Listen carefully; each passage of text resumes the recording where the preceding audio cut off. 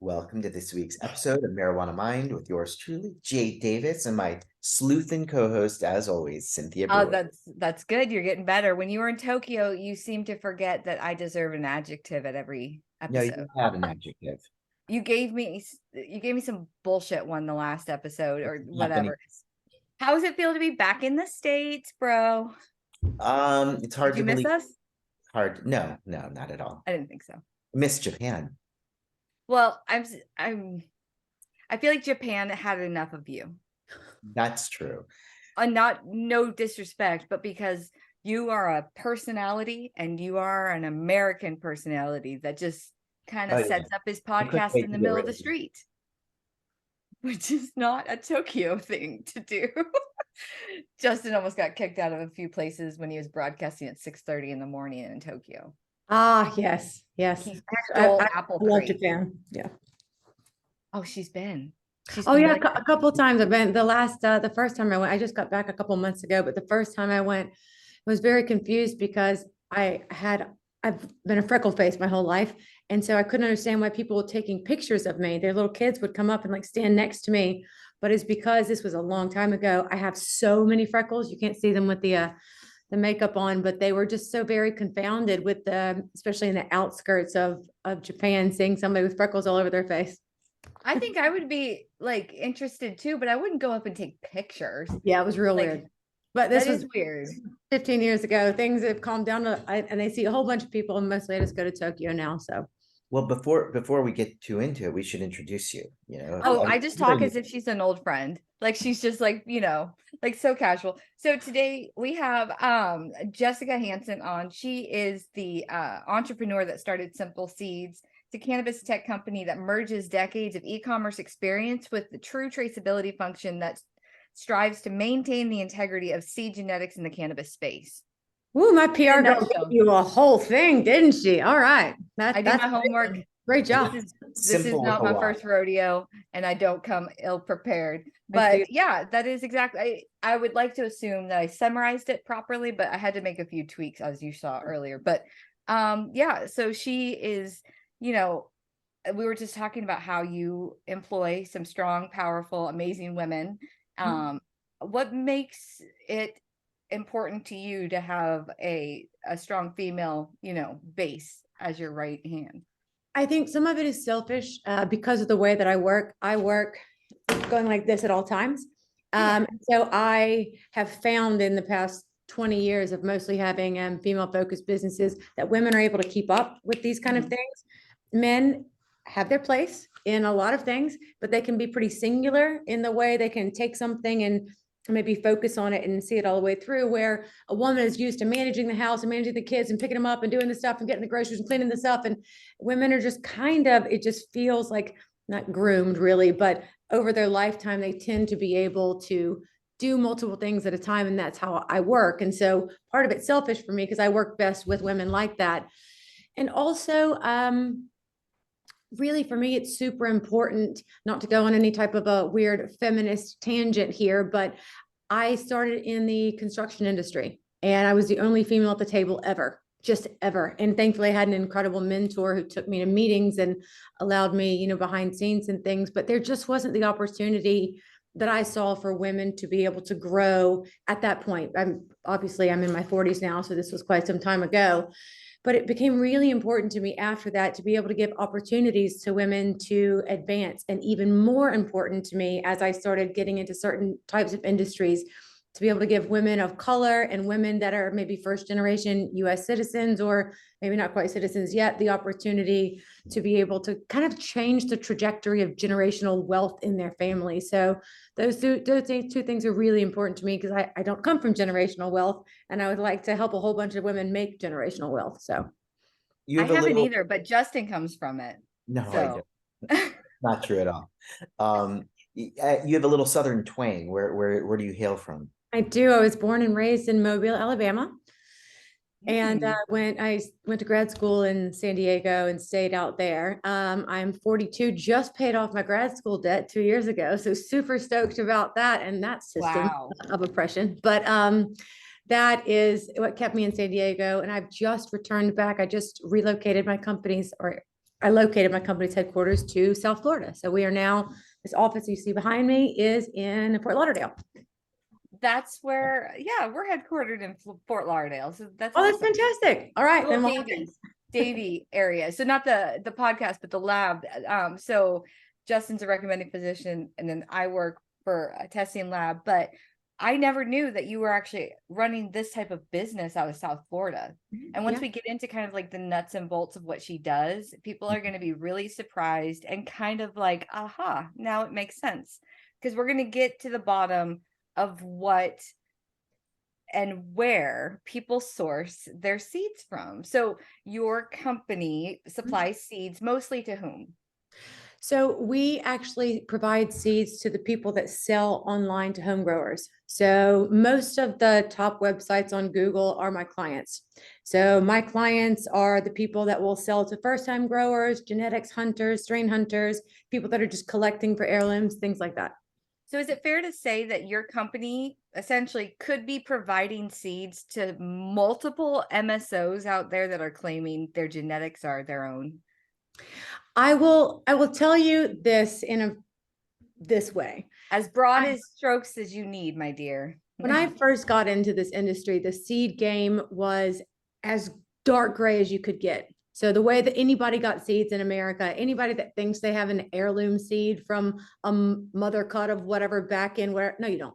So when I first got into this about a decade ago, the only way to get seeds was to get them from Europe. Mm-hmm. About 50% of those packages would be lost. Half the time you'd have to send a money order or some version or cash in the mail. It would be taken, and it was kind of it was an interesting thing. So about a decade ago, some of those people came over. Some are awesome. Some are my clients, and they do things the right way. But when I first got into this, all the seeds were provided to the people selling seeds over here by Spanish brokers. And these Spanish brokers, there are a couple of them, no matter what you called them for, you could make up a name. You could say, I am looking for pink grapefruit Kirkland sparkling water cake. It is a Costco genetic, everyone. It's a Costco genetic. It is a Costco genetic. It is a feminized 7%. And they'd be like, I happen to have that. It's so funny you asked. 600,000. You needed 600,000. I have 600,000. I also have that. And that Justin and Cynthia Marijuana Mind OG that no one can find. And was there a way to test this? No, and nobody did. And people were just so happy to get cannabis seeds over here because of the regulatory environment of the US coming out so hard and heavy against cannabis and hemp. People were just happy to get the seeds. They didn't care. And quite frankly, most of the people growing, because as you said, I'm the largest cannabis or seed tech company, I have data on the grower. Like every grower, I send out millions of seeds, millions of orders, a couple thousand orders. I know who the grower is. The at-home grower, the average at-home grower is a guy between 40 and 65. He's middle to upper middle class. He's trying to find a strain that, and this is all free information to those people that want to sell seeds online. He's trying to find a strain that he heard about in college, and kids are out of the house, and he wants to try growing a plant. And he's single. Maybe not, more often than so. Yes. Or he's bored. He's bored. He's bored. Retired? No longer interested, and he thinks it's cool because the other guy's on the cul-de-sac. He's going to be able to bring him some very improperly cured weed, and it's going to be awesome. So I think I know this guy. It's my friend Matt's dad. Yeah, but I'm saying also like, now my dad. So that's the average person that's a home grower, right? That's a home grower. Yeah, we obviously sell, 4 or 5 million seeds a year to cultivators who are looking to grow like for bulk, for biomass. But in general, if you're trying to make it, well, it depends on which market, because some markets, as you know, are a lot harder than others. If you're trying to make it, you're not looking for a specific strain that has this amazing cannabinoid profile that's doing this. You're trying to get the highest THC out there so you can sell your bulk for the highest that it is. Done. That's it. Yep, that's it. Is that not sad to you that the importance of so there's no more, I hate to say this, but there's really no more such thing as strain, right?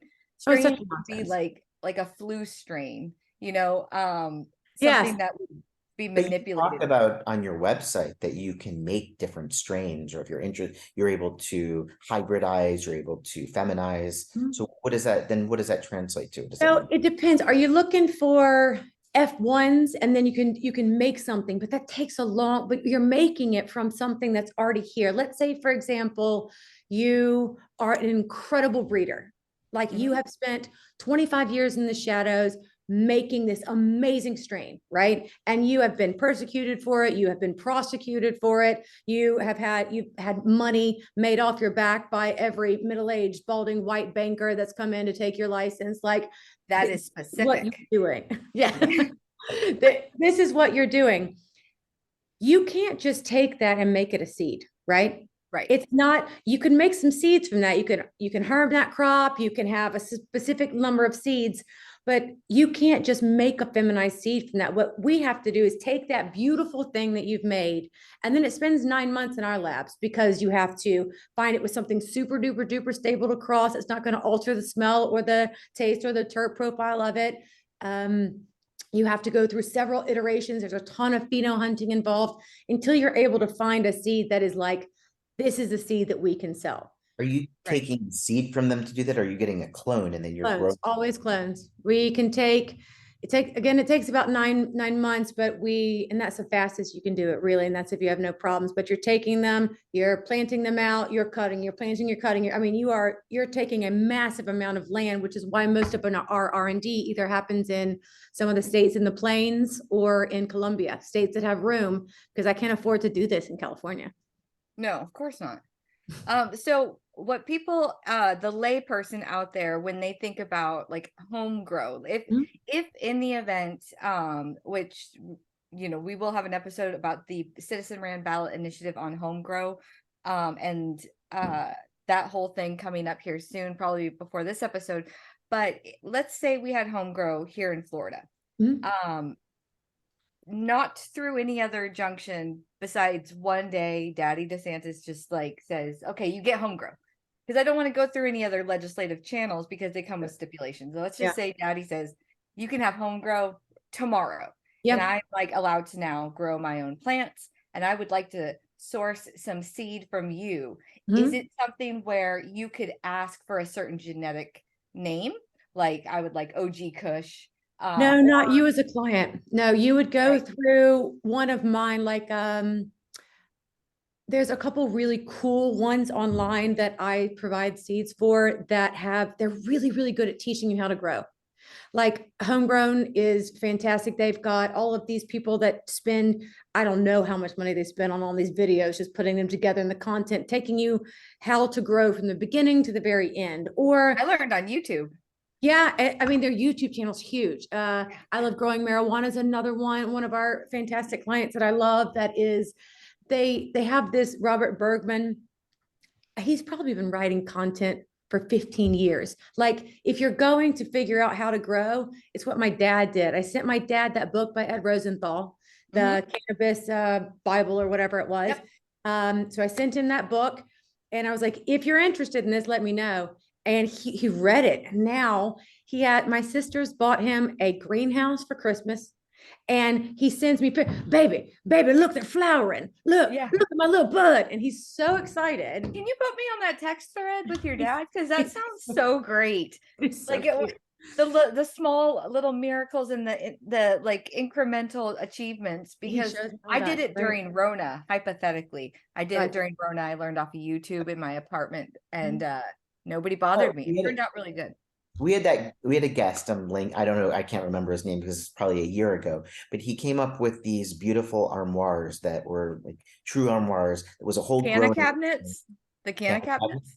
And yes, and he had a whole system though that went with it with growing, and it was, you know, you could do it and no one would know, but it was also scentless. And he had some specific I don't know if he didn't sell the seeds, I don't think, but he recommended a company in which you could use, or certain kinds of seeds that would grow much more quickly. He was referencing autoflower. Autos, The cabinet itself would also light cycle and help you. Like you could use the like the venting and the AC to drop it during drying and curing, so it like doubled as a drying and curing, and it also maintained an odorless, environment to where you could have it in your living room. No one would know.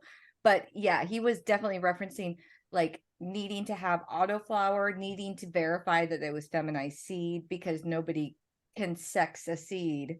You have to wait for it to be grown. So all we do is provide feminized seed. That's all we produce. That's all we import. That's all we almost all that our clients sell. There are some of our clients, we don't provide them for them, that do provide seeds, call them regs. Because you don't know what you're going to get. You have no idea. What we produce are feminized, and that is because obviously, as you know, it's the only thing that produces bud. But for my dad, kind of like with the cabinet, I was like, hey, listen, here's some seeds. You're going to go real deep into it, but it's called weed for a reason, right? It can grow. It doesn't, like, there's a whole lot of science around it. There's a whole lot of things. And my dad's out there with the nitrate dropper, and he's doing this stuff, and it's really cute. But quite frankly, if you take a seed and you put it into paper, wet paper, it's going to germ in a couple of days, right? So, I mean, paper towel in dark place. Yeah. Right. So it's going to germ. Yeah. So after he got it going, and obviously he's got like his little seedlings, and then he's got his veg. How many plants did he end up growing? Well, I got to tell you, he started with 3 Bruce banners. One of my favorites. Oh my gosh, Dad, call me. Call me, Pops. I'll come over and I'll help you with your plants. I'll help you with the plants, and we'll harvest. Listen, don't say that. He'll take you up on that. The first one, he read the wattage wrong. When he's like, okay, now listen on my watt, and he did 1/10 of the wattage, and he couldn't understand why he couldn't get it to flower. And he took up the whole jacuzzi tub in his bathroom. It was hilarious. But he's gotten so much better now. And now he tells me when he's moved his plants outdoor, I think he's probably got a couple dozen now, because he's a couple cycles in, so he's really excited that he's getting better and better. He's like a master grower, your father. I love when people try and sell me seeds because from their master growers. Yeah. Oh, Jessica, we have a master grower here. Okay, master grower. Does that not sound masculine as fuck? I swear. Like, I don't hear a lot of women that are like, I am a master entrepreneur right now. Like, I do hear a lot of guys that are like, I'm a master cultivator. Master grower. Okay. Like, all of it. Yeah, I'm with you. How's his curing game though? Right? How's his curing game? His drying and curing. See, that's actually a really good question, because I was overconfident in the fact that I was able to grow 6 plants from seed way successfully on my first try. But then they went to flower when the power went out and I was out of town. I didn't want them to, but I came home and it smelled amazing in the apartment. But it was Rona. Nobody was going to come in. They were afraid I was going to kill them, right, so sure. like, get them sick or something. But how was your dad actually like a full life cycle, like harvest? Well, I do know that he has, he was able to successfully get 1 perfect ounce from his 3 little plants, right? Like one of them, it didn't go well because he had 200 watts instead of 2 or something. One of them, I think his little dog ate when it was seedling. So whatever it was, he ended up getting 1 perfect, like the most beautiful ounce ever, and he was so proud of his first crop. Look at my ounce, everybody! He's going around town with his ounce. He's like, just to his neighbors, and it was like this, like, oh guys. And what I think is so great about backpack, he pulls it out of his backpack like an old school drug dealer and like holds it like this. I actually find that entire thing, because it's a reversal, as you get older, it's almost like a reversal of parenting, because in California, I took him to his first dispensary. He came out to visit, and it just happened to be 420. This was a couple months ago. And he was like, baby, they've got look at this, $10. That you can have this for $10. You just walk right in and you tell them what you want and they give it to you. They gave me this for free. And look at this. Why would I not wear this hat? It was a free hat. And then the discounts. Always showing me all this stuff. And then meanwhile, he is in an unnamed southern state, and he is like showing off in the backwoods secretly and like a zipped up thing, his one thing. It's so different, right? I mean, that's how I was when I was 15. It's moonshine. Yeah, it's really reversed. That was me Your buying parents, from a trailer at 15. yeah, your parents were always like the voice of like authority and reason. Like you would never talk to them about growing weed, but now you're literally talking to your dad about and advising him on growing weed, which is It's cool. funny. It's But cool. isn't it nice that to Yes. have something like that in common? And so what we want to focus on is the fact that the home grower could be somebody like your father. It could be Oh gosh, yeah. somebody The home like grower is my father. Yeah. exactly. And that's the standard person that buys seeds from Increasingly him. women.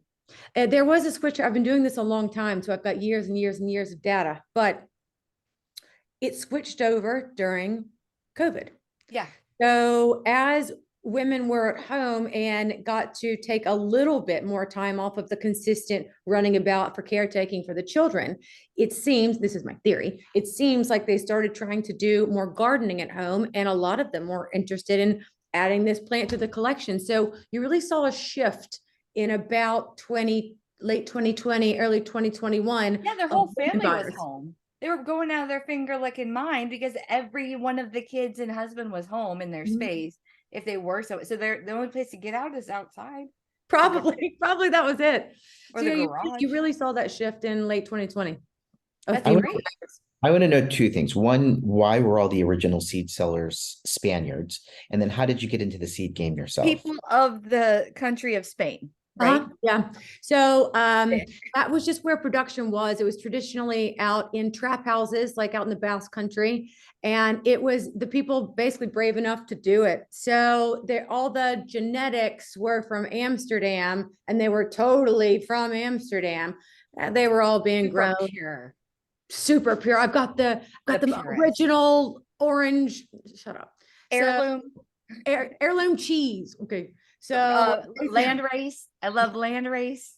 That's another one. They basically, these guys all grew for this really, really, really big Spanish distribution company. And that distribution company supplied all of the totally authentic European strains. And that was all done in trap houses in the Basque Country, where they would basically go in, out in nowhere, because Spain, there's a word for it in the Netherlands, which basically means we're not going to mess with you if you don't push it in our faces. It starts with a G and it's like this long, but that's what it translates to, is like, we're not going to mess with you, but don't like show us about the cannabis thing, right? But in Spain, they would just go out in the Basque Country and they would steal electricity, because that was the expensive part, right? So they would steal all the electricity and then just grow 3 strains, one indica, one sativa, and one something really fruity. And then whatever you ordered, no matter what that European genetics house said it was going to be one of those 3, because it was going to be close enough. And then they started to expand their catalog to 10 strains, and this one looks kind of purpley. And then they started using additives to make their purple more purpley, right? So if you're ordering grape ape or anything that has the word grape in it for a very, very long time, and still for quite a few people who I would love to name drop but won't, they still do this. This is where they get their seeds, and this is how it's done. So that's why they all came from there, because quite frankly, they were the only ones ballsy enough to do it back in the day. And people that are claiming different, it's almost like, is the genetic name, the strain game, is it real? Like, it certainly can be for US genetics. It certainly can be. For US genetics, there are people here that are doing super duper interesting things. I just had this really cool talk with a lab. I forget where they're out of, Dewey Scientific. They are breeding powdery mold resistant strains, powdery mold resistance into their strain. And coming up, well, of course they can't tell me how. I mean, it sounds a little Monsanto-y, but good for them. But I love what they're doing, because they are like super lab focused. And there are some beautiful places in Texas, in Brooklyn's coming up with some cool new strains. NorCal's got some great stuff. The US is actually coming up with new strains. The US is crushing it. Whereas Europe dominated the market, and they're coasting on that name. They're coasting on that SEO value that they've had. Where 15 more years to advertise, because nobody could touch a European person. The US is having to work so much harder to sell to a US consumer, because they're having to overcome 15 years of US regulators beating down US growers. Right. Can you patent these strains, or is it impossible because it's federally illegal? From what like the guys at Dewey and some of the other really advanced science guys that I'm talking to, because we work with them and buy seeds and do stuff with them, there is a international plant patent and a couple other ways that they are able to, I don't know if it's genetic markers, but there are plant patents out there. I would have to refer you to people much smarter than I that do that. But yeah. We did have that kind of controversy many moons ago with the Gainesville green strain. Remember that, Justin? Mm. So the Gainesville green strain was like being sold from True Leaf. It was being cultivated by the Sunshine Cannabis Group. They said it was, it was true, and there was some pushback from different people in different groups. I don't really know much about what their legitimacy was and how you can actually legitimize a product, but then as you like years later, you see it's available in multiple MMTC's menu list, which is something that brings me to my next question about like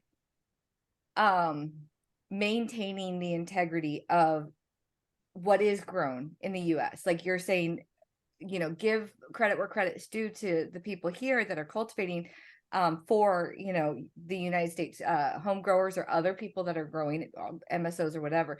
But how do you maintain the integrity of a genetic? And I'm referencing mostly when people wholesale products from other people and they don't want them to use the same name. Yeah, they well, my question would be why, right? So unless there's something super specific about what you're doing, and yours does have PM resistance built into it, or it's going to be able to withstand, ever increasing temperatures or super hot, humid, that you've bred something specific. Mhm. I don't understand why you would be trying to maintain that this is the only clone that has ever done one cut that's ever had seeds from it. It's like anybody can produce seeds from that. Any crop can harm anytime. So like, it might be cooler instead of having like the name, itself, but having the features of it. So yeah, most people just make up a name. That's what I think. That's what I'm getting at. Is like there's almost like no integrity when it comes to the nomenclature of a genetic.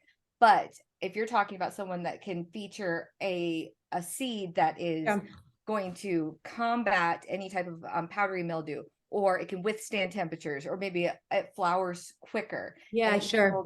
Higher. You're not going to highlight the fact that it's called, we're only going to call this like XX4 or whatever, like it's going to be called the one that doesn't get powdery mildew. Like yeah, for sure. Whatever that feature at the end of the name is going to be. So people need to stop paying attention to the actual name and more of like the profile or the features. You're so right. I really wish people would stop paying attention to the name so much when they're overpaying. It's one thing when you're buying a genetic from someone or a clone or something, especially in clones. You pay a ton of money for one of these clones because you're going to get an exact duplicate of that clone, and that clone has been made, or whatever they're cutting that from has been made, and that is going to produce the exact crop that you need to sell for this effort to make sure that your dispensary is going to have these type of buds and they're all going to look like this. That's important. That's super important. What I do not understand or like or agree with at all is the seed sellers online. You're selling to a home grow customer. They don't need homogenization, number one. Number two, you've just made up a name that sounds similar to something that a guy who spent his whole life trying to win a cannabis cup made. And you're going to call it, instead of runts, you're going to call it Star Crunch or Star Runts or something.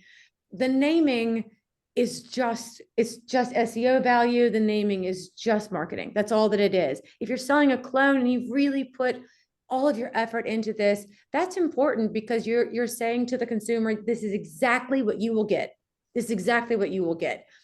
These people selling seeds, there's one really popular strain that I know of, if I told you, and I will tell you off air, the story of them naming it, it is just, they were just drunk, 3 of them from an unnamed European country that speaks a funny language with their mouth all funny language. yeah. So 3 of them came up with a name over a bottle of wine and agreed to name it something very different because they kind of trifected the market. And it's such a funny story to them. And yet you've got people on Reddit and their forums being like, the only place that you can get this. Trolls. Oh, Yeah. man. So today when I was kind of doing some research on your company, and just also I got into the rabbit hole, the genetic strain, cultivar rabbit hole that is Yeah. our livelihood.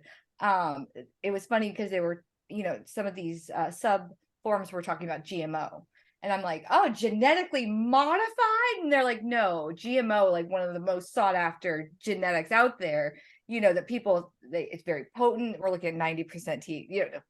At the end of the day, it means garlic, mushroom, and onions. Okay. And yeah, and it was crossed with like Girl Scout cookies. And I was like, if I like that doesn't seem appetizing in the slightest. I don't care how potent it is. Like if you came up with that garlic, mushroom, and onions and then Girl Scout cookies, like it's just, I don't care. It's just not appetizing. But so some of my clients, it's not quite a 50-50 split, but some of my clients, they send me genetics in already boxed, in that they've spent their whole time. They've spent so much time working on this genetics, so much time working on the box. This is their life's work. And I love and respect those people. And then I have some clients who go, hey, listen, I know my client, or I know my at-home consumer. My at-home consumer wants this, and I contract that exact thing to be grown either at 1 of 3 farms here in the US or 2 in Colombia. And I don't deviate from growers. I do not bring on new growers. I brought on 1 new supplier called Atlas Seed Company, and I like their ethos and I like all their stuff. And that's the only new grower I've brought on in 5 years. So, and that's because I like their general jam. They're really, really tight with their SOPs, and they're ethical about the way they grow. So outside of them and the 4 others that I have, I don't bring on anyone else, just because I know what is going to be grown. I can forecast out in 2 years what the consumer demand is going to be. I buy my crops often. I buy 50% of my crop 2 years ahead of time. So I'm placing 20 million seed orders for 2025 right now. And that's because there isn't a huge deviation in the consumer of what they want to try at home that can't be taken care of by this other 50% of my client that's coming up. That's an artisan and craftsman. 50% of them, they're like, we want to just help people at home be able to grow. And quite frankly, they were the ones ballsy enough at the beginning to sell online in the US, because that was very dangerous back when we started. Yeah. It was not cool. But these other ones are artisan and craftsmen. So I have both types of clients. I do not take on the people that I know sell shit. I do not take on the people that I know sell bullshit. The stuff that is absolute, either if I know that it is not going to grow, if it's not going to germ, if it's not going to pop, industry small, right? So if it's not going to have a vigorous little seedling, I'm not taking you on. And then also, if you're not selling what you say you're going to sell, because I'll test your shit. Yeah, you're not going to embarrass me. You're not going to embarrass my name. Well, heretofore, nobody really knew who I was. Like, nobody knows that what I do. So this is kind of I guess a coming out of sorts, but nobody would really know that it was coming from me anyhow. But also, you're just a jerk and I don't want to deal with you. You're capitalizing off people that may be in pain at home and maybe have selected a strain for certain things for themselves. They've spent 4 weeks on Leafly, going through all the stuff, and then getting up the courage to buy the strain and to grow at home. And you're going to sell them some bullshit you bought in a Spanish trap house. Get out of here. I think it's neat that, like, I wish that there were more people like you that, like, were supplying quality, even though your name does not necessarily associate with the end product. But like, if you have a home grower, you kind of want their first round to be as empty as possible, because they'll give them that confidence. Because if you grow something, if you have a genetic that's very difficult, they might lose that kind of enthusiasm. Your dad may not have kept going had he not have. That's why I sent that one. Feminized seed. So, and then you get into like the seeds that may be a little bit more difficult for the more advanced grower that wants a challenge, that wants to see if he could introduce Hawaiian punch instead of water, Right. Yeah. Are they trademarked though? Like if someone wants to grow something and then they want to say, oh, this is runts, what's to stop them from saying that? Anybody could say that, but it's not. Anybody can say that. I grew runts. There we go. I just said it. I actually grew I British mean, Banner. I would imagine Runts would send you a cease and desist. I think, Yeah, but like, what's funny is the CEO of Packwoods, who his vice president of sales, we did a podcast at the Flowery in Ocala last week while you were still gallivanting in Tokyo. And the CEO did a podcast where he talked about imitation, people imitating their brand. And he said it was amazing for them because it got his name, like some of his, trademark names, his iconic brand, more widely accepted when markets started to come to fruition. So Runts, I don't absolutely. think Runts belongs to anybody. It might belong to is it Packwoods? I'm sure whoever it belongs to will reach out to you real quick after this. Right. But like Girl Scout cookies. Or like, I know Jack Harrer is named after a person because Jody. Yeah. Yeah. I think his son is actually doing something now with that strain or with that brand. I would But say he gets to trademark that, right? yeah. Yeah. I mean, because that's my name, right? So like, but as far as like some of the I'm not gonna say OG, but the original Like nobody's out there collecting royalty on White Widow. You know what I mean? yeah, Yeah. yeah. The Or Bruce reason, Banner. or yeah, maybe Marvel, I'm not sure. But one of the reasons that not ripping off someone's name in seeds is important for the US market is because that's the way a lot of people are able to get their name out. And what I mean by that is, let's say you have been in your basement in Brooklyn, someone I know of, been in their basement in Brooklyn making some incredible stuff. And you are limited to that hellish nightmare scape of regulatory environment in New York, right? That's all you can be in. Or you can send me your cuts and I can make it into seeds. Those seeds are considered hemp and I can send them all over the country. So then I can get your name out all over the country where you can't sell your stuff outside of your stupid little state. So You're not going to want to claim White Widow. You're going to want to claim your name, like what absolutely. I mean, there is no reason you would go on and sell a whole bunch of seeds on your site. Most people that come to me have basically their thing is either I've got to sell out to an MSO that's going to give me, this percentage, or I can take this cut, wait for the whole market to open up. You can make seeds out of it. Those seeds go, I mean, think about the SEO value, think about the name recognition value of random X in Brooklyn who's got an award-winning strain, but can't do anything else with that strain outside of New York. And you send me a cut. Now all of a sudden you can literally sell your seeds legally to all 50 states. Fuck selling an eighth. I mean, you can sell your seeds now to the whole country at a very good profit margin. I think Unmarked X is a perfect name. Just saying. Is in the way that it's done legally is that the seeds themselves are considered hemp? Is that They are. Yeah. So it was officially classified under the 2018 Farm Bill and then further re-clarified by the DEA ruling, which gave us, as you can imagine, a lot of breathing room. And because you could grind up 50 million seeds and still never have any THC test in that, it's considered a hemp product. Even though when it grows, it's going to be hot. Even though it has the ability to grow a plant that will, it's not considered. Are you allowed to grow poppies? Yeah, same principle. Right. And it's also a poppy seed is not considered heroin. Yeah. And a coca plant is not considered cocaine. Like well, you could grow poppy flowers, you just can't. Right. But I'm saying, but a poppy seed. So it's the same thing. Essentially, the THC that comes at the end of the life cycle of a cannabis plant, you can't be penalized for that when it's a seed. Well, except for heroin charges for home grow if they tell you no home grow. But you can grow a poppy flower, but you cannot grow a marijuana plant that is hot.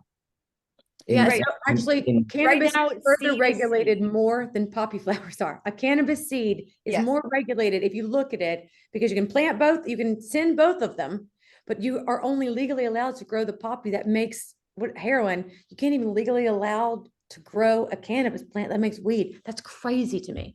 Crazy. Yeah. Ass backwards. But I get why they would say that it's considered hemp, because you really can't be penalized for anything until it's like maturation has happened. because that's when you determine whether it's hemp or cannabis anyways. Like, unless you're growing for fiber and you never, Right. flowering, it's Right. just like stalk, stem, woolly mass, and like renewable Great. resource, non-ingestible. There you go. Yes, yes, indeed. How did you get into the seed game? I was at a cannabis conference in Vegas, and MJ Biz? I'm sorry, yeah, MJ Biz, yeah. Actually, I was there before MJ Biz. I was there with ArcView, and at that point, I was investing in cannabis companies. I had sold my previous line of companies, and I was investing in cannabis companies. And at that point, I was in CBD, and I wanted to get that. That was the first place I would dip my toe in, right? Was CBD, and things were going really well. Kind of at the beginning of that wave. And I was trying to figure out how to get more involved in cannabis because I was like, this sounds like a great opportunity. And also I had it was at a confluence of events where I'm pretty type A and I'm a little, No. I know it's probably, you haven't caught that, but I had a chain of businesses. And at that time I couldn't sleep. I just couldn't, didn't matter what I did. I could not sleep. And I'd been prescribed a lot of things to take. And I tried Ambien one time and it did not go very well. Do you have a good time? Was that I fun? had a great time, but like, did you cook something? Did you put your purse in the oven? No, I was ping ponging off the walls. It was not good. So that's on standard. Yeah. I figured not for me. And also I was having some pain. And so every doctor was just trying to prescribe me something. And I went to a holistic health practitioner. And while he was like adjusting my neck or something, he goes, have you tried just smoking weed at night? And I was like, listen, I'm just going to eat everything in the house and like binge eat and then watch TV. And then I'm also trying not to get fat at the same time. So that doesn't work for me. And he's like, listen, go to the dispensaries that were illegal at this time. And he said, go check out this place. This was in downtown San Diego. So I walk in. Everything in there is neon and black lighted, everything. Isn't that funny? Like full on, I think it was like a very, very heavy Rasta playlist playing. And I walk in, I was like, hey, look at me. And then could you suggest something to help I would say you're a narc.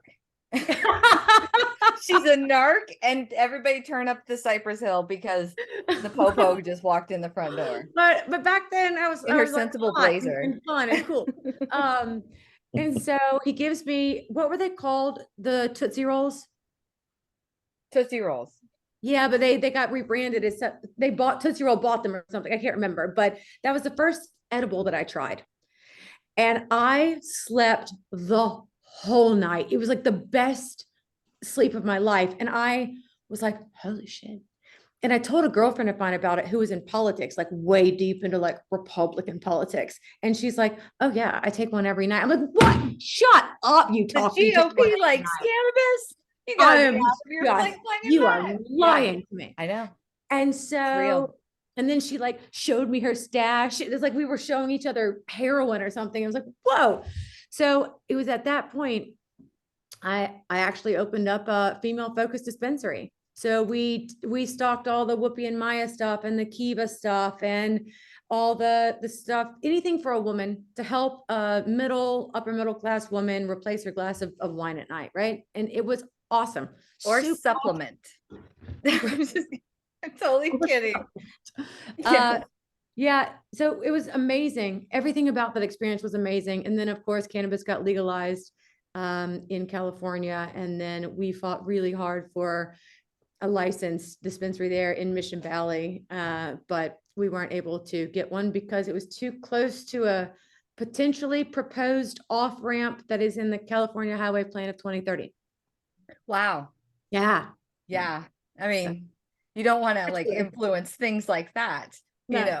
No, and they don't have the money to fund it in the budget, but it's upper middle class women, you know, fraternizing around overpasses is just danger. You know, actually what they said was, we can't give you the license because if we shut you, it's a 5-year license. And if at the end of this license cycle, we do decide to build an overpass, we don't want the political blowback from taking away the dispensary. Well, and that's what would happen. That's because you don't want to look like you're thwarting the industry. So it was an optics move.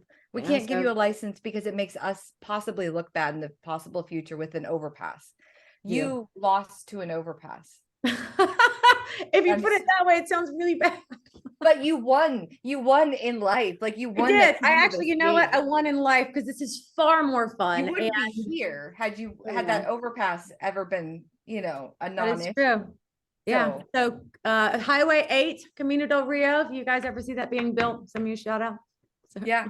No, we're just gonna go over there and we're gonna light it on fire. Or we're just gonna spray paint something obscene on it, in effigy. I think it's great though. What I was thinking about when you said that you were at a conference in Vegas, when I was at MJ Biz and I did the episode, this was like 4 or 5 episodes in, like we're almost at 100.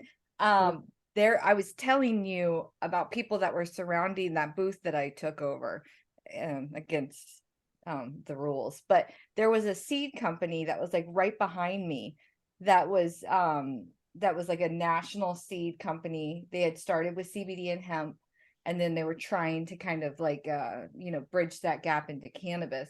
And so I was just thinking, if that was you, that would have been really cool. Nope, not me, but we'll be there this year. Okay, that's cool. I'm trying to get us press passes. So Might have an actual booth pass, so I'll let you know. yeah, well, I don't want to get a whole booth because then we'll be like stationary. But if we do one episode, then we can get our press passes, which is great. Plus, we had Chris Walsh on the show, so we need to be making that phone call and like calling in them favors, right, J Dog?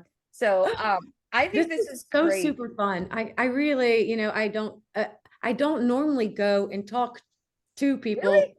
No, because when I first got into CBD back in the day and things were going really well, they did an article on me in San Diego, and my financial advisor, AXA, who had been with since I was 23, shut me down. They're like, we can't be associated with cannabis. I was like, it's CBD. And Jeff, who was my financial advisor, he's like, Jess, I'm really sorry. AXA is telling me we can't work with you. I was like, Jeff, you've been with me since I was 23. And damn it, Jeff. Over a 30 milligram bottle of CBD. That's bullshit. Now, how long ago was this? This was a long time ago. Okay, so Jeff can suck it. And you came out on top because Jeff was amazing. He had Jeff worked for the enemy. Jeff was some right wing, whatever wing it is that Jeff was on. We were on the opposite wing. The wrong way. Okay. I feel like that's pretty telling though. Like they do a feature on you for the good and the positive that you're doing in the industry in CBD, non-psychoactive CBD. Here is a wonderful article, and then it ends up being like a nightmare. So this is when my company, when everybody said, hey, listen, we would like for you there, we'd like a couple names of things that have been in articles. We'd like to put your name on them instead of somebody else in our company. And I was like, okay. And like, we want you to do a podcast. And I was like, okay. So it's been like a coming out moment for me. This is great. You do so great. And our listeners are non-judgy. I highly doubt they have any affiliations with financial institutions. And it's not fucking Jeff. Jeff can what? That's pretty funny because 40% of the people that buy seeds use alternative payment methods. Cash App, GPay, Zelle, Venmo. We process all of them. But it's funny that you say you highly doubt they're associated with financial institutions. Well, 90% of our listeners think Jeff is a douche canoe. And so we'll never bank with Axis or whatever. That's the stat that I just pulled right now. So just something on your website that was very interesting that I don't fully get, but you're advising people not to make too many deposits on one single of those alternate payment methods? Because it's gonna be taxed. No. It's not that we're advising them not to make one too many. So essentially there's something called load balancing. And so we partner with a software that helps you. Things are still kind of gray in a lot of areas. And so if you do, it's a lot cheaper to use a Venmo or Zelle account that's not business because they don't charge you the 3%. But if you are saying that you're not one of those companies, they'll shut you down and they'll lock up your money for like 6 or 9 months. Or if you're not transparent, if you're not using transparent mids and transparent banking, they'll shut you down and can hold your stuff for up to 180 days. So, and there's nothing her company can do about it. So she's not essentially offering financial advice, but she's just suggestions to avoid that long term. No, I understand. Yeah. How much, I mean, like how much business does someone typically have to do to trigger something like that? Not that much. I mean, Yeah, I if it's have, a business and that 3% that they take, right? If it's so, classified as a business. yes, I have clients that are as small as 2-3 million a year. I have clients that do 35-40 million a year in online sales. Most of the ones that start at the beginning are, trying to find every way possible to keep their costs in. So those are the ones that are not going to register for an account that is Zelle or Venmo, whatever. But you could have as little as $900 trigger it. You could get, I've had one client that's had a Zelle or Venmo or Cash App or something that's probably done $2 million through it, and it's been fine. It's all about learning how not to load too quickly. I mean, we've been doing this for 10 years. So at the beginning, we're like, here's what not to do. Follow this list of don't do these things. And then that generally helps them avoid being shut down, because especially at the beginning, when you're trying to scale a company, having all your capital held with reserve fees and this fees, and we'll give it to you in 10 days, it'll kill you. Yeah, don't be transparent with your banking institution. Like, and I tell you that from working in the banking industry before cannabis. If they don't ask, don't tell them, and don't feel like you're going to be like awarded if you are completely upfront and honest. Answer the questions they ask you, and don't offer anything else additional. Yeah, And you're buy very your drugs right. on Cash App. Like everybody else. I mean, it's the most likely to get like hacked, because I was hacked on Cash App and somebody. Oh, I didn't know you could do that. Okay. Oh, somebody totally hacked me on Cash App. Like, it's not secure in the slightest, but it will protect you when you want to buy illegal drugs. Okay. Well, thankfully these are legal, and They so are totally legal. But if you need a safeguard, just make sure you keep an eye on your actual account that you link up, because someone kept taking $25 out, and their name was like, they had these really funny names, and I was like, I'm going to give you credit for taking $125 before I realized that I didn't pay Don Juan, whatever his name was, actual money. So I had to most cancel of our merchants actually all of our merchant takes credit card. They have to go through extensive vetting processes to make sure they can get on. But if people, their cart value is always going to be higher if they take a credit card. So they take credit cards. Yeah, but they have to pay 3%, that merchant fee. Oh, they pay much more than 3% for credit cards. But no, I mean, like the small business, if they want to run or Venmo, yeah. Yeah, that sucks. Justin's got a small business, and well, it's not really that small. Your practice is kind of big. Do you take Venmo? No. We're probably not supposed to talk about that. If he did, he wouldn't tell you. Justin, yeah. Like, we won't even. People just pay through the website, but we used to have that's right. Square found out, dropped me like it's hot. And I was like, but I've been with you. I know Jack Dorsey. Like, come on. They didn't care. You name dropped Square. You name dropped Square. Yeah, like, and like, I was like, I'm just a doctor's office. What are you shutting me down for? They didn't care. Yep. Yeah, I get it. We've all been there. And yeah, we've been kicked out of banks before, and and then those banks don't survive anymore. You just gotta don't offer up more information than you have to. Don't tell until asked. Yeah. Or just or lie longer. That's it. I mean, this is not financial advice, or I do not, Marijuana Mind does not just, here's the disclaimer. We do not condone this behavior that Cynthia talks about. But this lady's a bad bitch. We need to have you back on. Oh, please. It was a real pleasure. And I really enjoyed talking to you both. And if you have any questions, or your viewers or listeners do, just please feel free to reach out to me. I love educating, so hit me up anytime. What's the website again? Symple Seeds, SYMPLE seeds.com. And we will link that to the description. And then I assume you'll just text me your dad's address so that we can hang out. Absolutely. Yeah. This weekend or something. Right. Okay. As soon as I get off. Southern state. That's about probably 7 hours to 9 hours away from you. It doesn't matter. The guy's got a really beautiful 1 ounce of Bruce Banner. I am there with bells on. I'm going to share it with all of the guys in the cul-de-sac. We're going to be rolling doobies and listening to Eric Clapton. It's going to be a nice. Actually, it sounds fantastic. Join us. You should join your father. I'll be there for that. Okay. Well, thanks, guys. You are most welcome. This is Cynthia Brewer signing off for the Marijuana Mind, and my wonderful co-host, he who is back from Tokyo, Jay Davis. J-Dog, J Nasty, if you're That's right. familiar. Keep it. Bye, Go all. ahead. Do your thing. Do your sign off. Oh, keeping it lean, keeping it green, as always. Keeping your spleen. Okay. We'll talk to you next week.